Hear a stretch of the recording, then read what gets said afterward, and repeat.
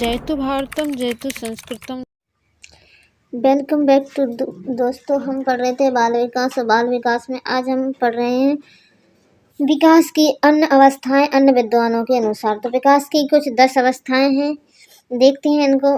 ठीक है, इनकी आयु भी दी है, एक तरफ आयु दूसरी तरफ अवस्था। जैसे देखते हैं आयु 9 माह या फिर 40 से 42 सप्ताह या 286 दिन की अवस्था को 280 से ऊपर की अवस्था को गर्भावस्था कहते हैं। ठीक है, 2 सप्ताह 14 दिन की अवस्था को शैशवावस्था कहते हैं। ठीक है, 14 दिन से 2 वर्ष तक की अवस्था को बचपन की अवस्था कहते हैं।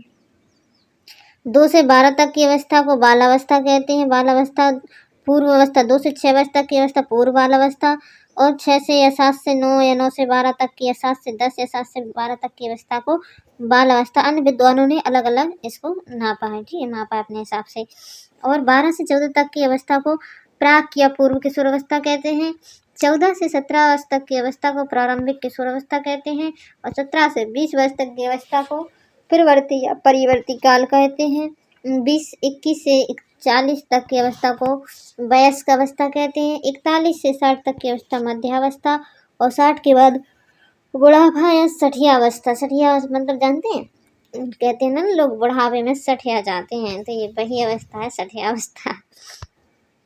ठीक है, आगे बढ़ते हैं। शैशवावस्था के बारे में डिटेल से पढ़ते हैं। शैशवावस्था जन्म से 6 वर्ष तक की अवस्था को शैशवावस्था कहते हैं। इसके अन्य नाम उपनाम। ठीक है, भावी जीवन की आधारशिला, सीखने का आदर्श काल, संस्कारों के निर्माण की अवस्था, खिलौनों की अवस्था, प्रिय लगने की अवस्था, और निर्माण जिसका पढ़ो यार, निर्माण व घड़ने का काल। घड़ना का मतलब होता है कोई चीज घड़ना या बनना। ठीक है, 7 जीवन का आदर्श काल, मौज मस्ती की अवस्था, विद्यालय से पूर्व की तैयारी या प्रारंभिक विद्यालय की अवस्था भी कहा जाता है। नर्सरी प्ले ग्रुप की अवस्था, या जीवन का खतरनाक रोगों की वजह से जीवन का खतरनाक समय। ठीक है, क्या की वजह से? रोगों की वजह से। सबसे ज़्यादा रोग किस अवस्था में होते हैं? शैश अवस्था में होते हैं। 3 से 6 वर्ष तक की अवस्था में सबसे ज़्यादा रोग होते हैं। ठीक है, शैश अवस्था की विशेषताएं देख लेते हैं। हैविंग हर्ट के अनुसार, किसके अनुसार? हैविंग हर्ट के अनुसार शैशवावस्था की विशेषताएं।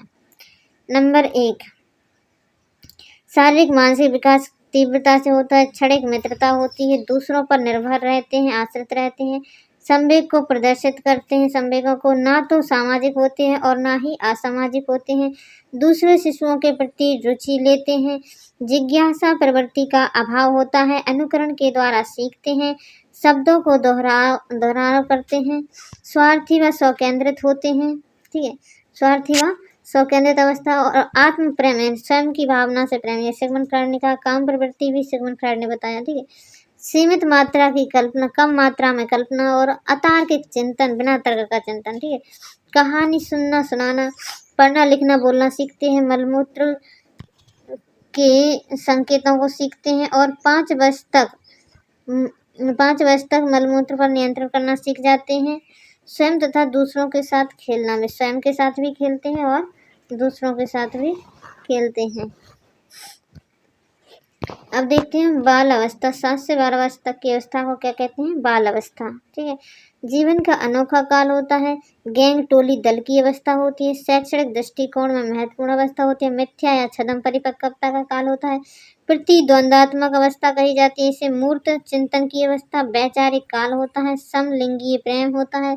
निर्माणकारी काल होता है। और उत्पत्ति काल, खेल की आयु, नेता बनने की इच्छा, ये सब बाल अवस्था में। बाल अवस्था की विशेषताएं देख लेते हैं।